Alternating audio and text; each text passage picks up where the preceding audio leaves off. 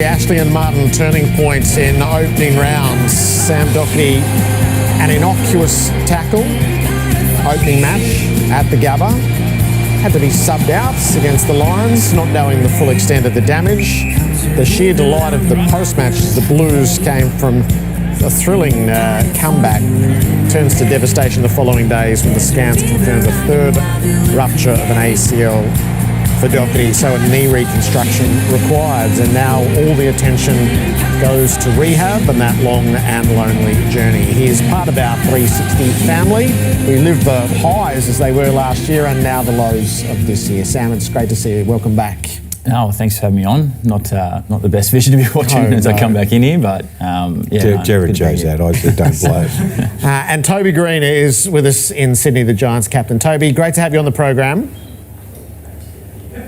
Hey boys, how you going? Just before we settle into the highs and lows of our footy conversations, your city has endured horrors over the past couple of days, and this is quite close to home for you and your family.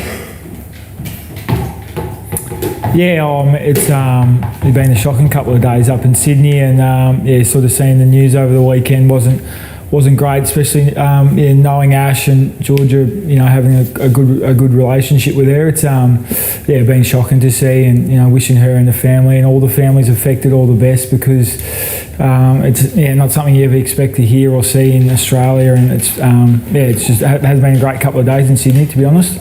Yeah, is it?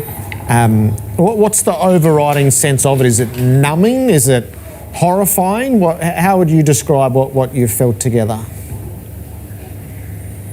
I guess driving past Bondi Junction the other day on Sunday, I just felt a bit weird, felt a bit eerie. Everyone's sort of, a little bit off, I reckon, a bit unsure of themselves, and probably second guessing everything they do at the moment. Especially women and Georgia having a newborn, it's really affected her. So it's a bit of an eerie feeling at the moment, but hoping that can pass and remember all the good things about the people who are affected. Toby, thanks for sharing that with us. Sam, how are you 6 weeks after a Rico? I'm going okay. I'm sort of past the really tough spot at the start where you're laying in bed on pain meds and not doing a hell of a lot. So starting to go in the club a bit at the moment, ticking away at rehab, which is a bit of a tedious task, but it's sort of what's ahead of me over the next sort of 12 months. So mentally and physically going reasonably well at the moment. There's been some testing times over this sort of first 4 or 5 weeks, definitely, but in a good spot at the moment. I'm not going to read out your medical history because you all know it, but I want to remind some people at home. Cancer, this is your third ACL. I think a lot of people, me included, were questioning whether you'd have the attitude or the mental capacity to go through another 12 months of rehab to get yourself right. Did you consider retirement? Did you consider, God, not another 12 months of rehab?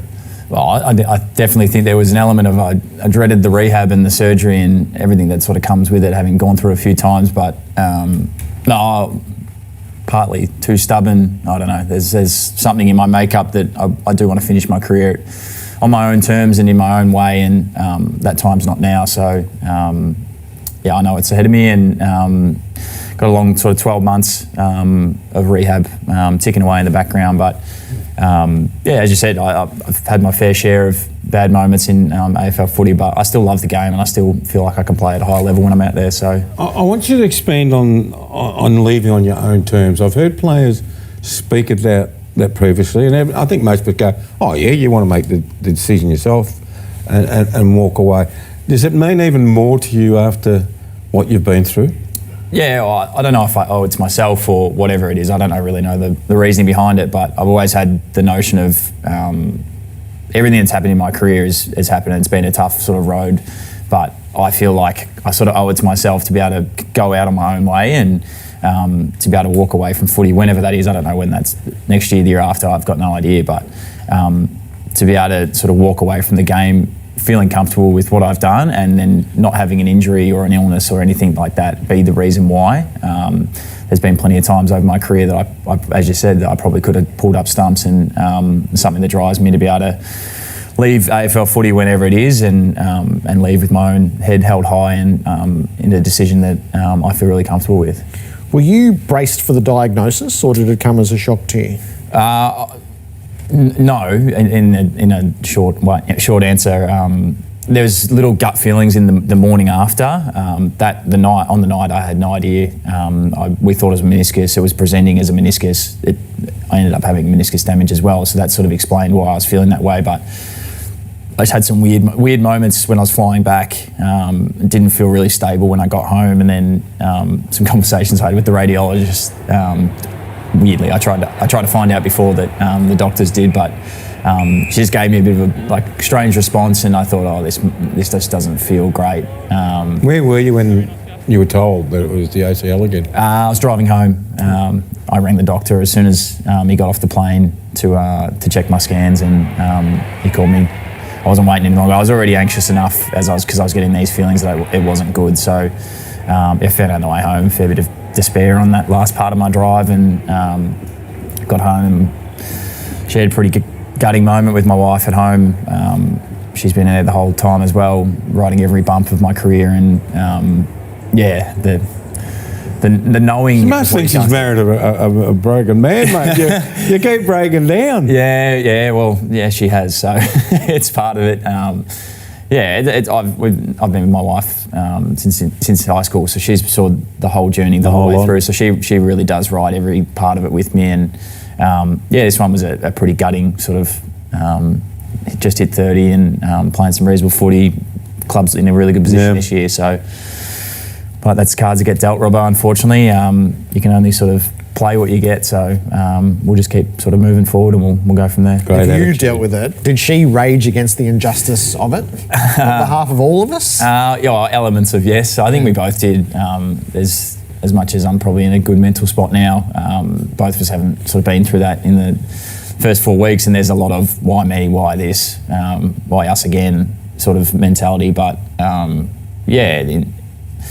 as I said, you can't control any of that stuff. Unfortunately, it is what it is. You can play what you get, and my opportunities, I get to respond with what happens. And first game, mate. Your first game back. How big will that be? Yeah, well, I've had a few first games. No, it's a long way down the track, but. As I said, I love footy and I love playing, and I still feel like I've got a lot to offer the footy club. So, good on you. But what will fuel you through the turning of the calendar and the counting of the weeks, and to give you a target? What will you draw on to keep you getting towards whatever that is? I've done a few podcasts and bits and pieces, but I've always thought of my career as a bit of a book, and this just feels like another chapter that I'm writing, and there's going to be its own storyline through this year, and it'll be what it'll be, and I'm trying to just enjoy living in that. Whatever ends up on the outside, it ends up that way. But I'm driven to get back and play footy. So I don't have that much longer left in the AFL. So we'll see how it goes. Well done, great attitude, as I've said 3 times. Toby, a mate of yours, Stephen Cornelio, when he went down at centre half forward there on the weekend, I think there was great fears that he might have done it. I don't know what you were thinking, or tell us what you were thinking. And when you found out that he'd escaped from an ACL?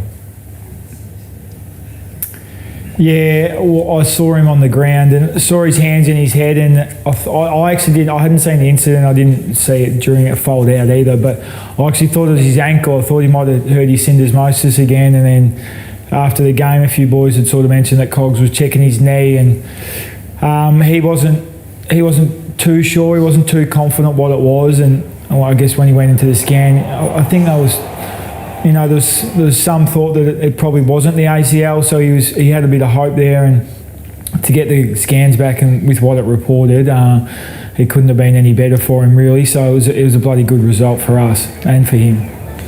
Did you feel like you're on a fine line last week while you were waiting for the MRO verdict to come back? Yeah, I thought I was on a fine line. I thought probably. I was thinking maybe a fine. I was reasonably confident I wouldn't get a week, but I just didn't know. You don't really know with tackles, and at the moment it's sort of hard to tell. But no, I was sort of Yeah, I wasn't really sure what I was going to get, but I thought it could have been a fine, potentially a week or potentially nothing. So, I was pretty happy when I found out the news. I was happy. Do you know why it went your way? Did you get the explanation? No, I didn't. I think the club actually tried to find out, but I haven't heard. So I think there's another angle that perhaps the media. Sorry. Yep. Sorry, what was that? I think so. Michael Christian said yesterday there was an angle that showed you released the pinned arm just in sufficient time to fulfil your duty of care. Yeah, that's what I was sort of under that understanding that there was potentially another angle that the media or the fans don't get to see, and that showed it much clearer and it helped me. So that must be why. Do you know whether did you release that? Did you release that arm deliberately, knowingly, or was it just how it unfolded?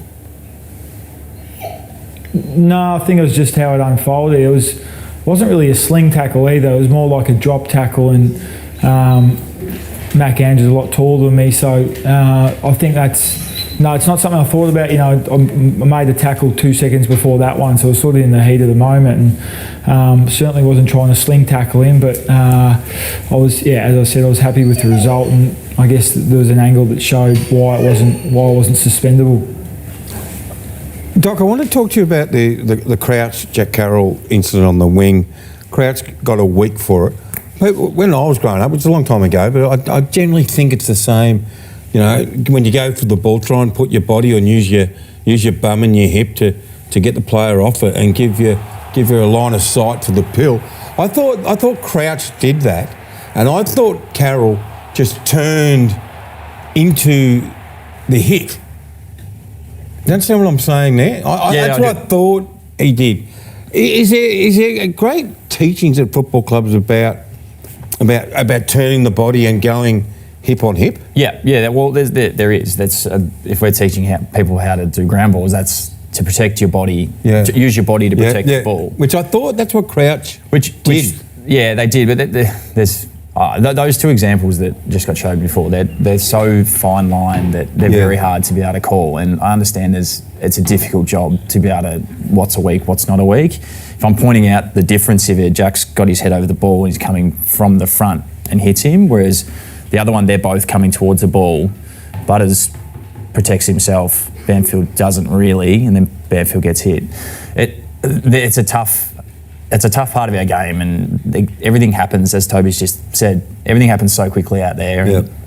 Some guys are better at protecting themselves. Some guys are just better at ground balls. Some guys aren't as confident. So there's so many elements. And some people think to protect themselves, don't they? Yeah, well, and then some guys are just it's just built into the way they do it. Like if you watch Cripper go over a ground ball, he's always protecting his body, and that's the way he does it. But that's not the way that everyone does it. And you're trying to ingrain habits into guys that have got to make decisions at 0.5 of a second, and sometimes you do just get caught in vulnerable spots, and there's been a big shift between trying to avoid head-eye contacts and avoid people in vulnerable positions, and I probably sit comfortable where they both sit at the moment. I understand that they're very, very fine line stuff, but to me, the one where Jack sort of has his hand over the ball, he's almost grabbing it, and he's coming from quite a fast speed from the front.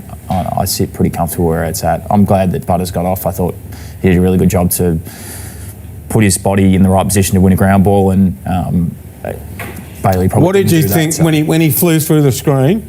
What did you do? Which one's that? When Zach Butters flew through the screen, did you? What? I wasn't watching, to be fair. I've only seen it on the replays after it, but I thought he did a good job of protecting himself.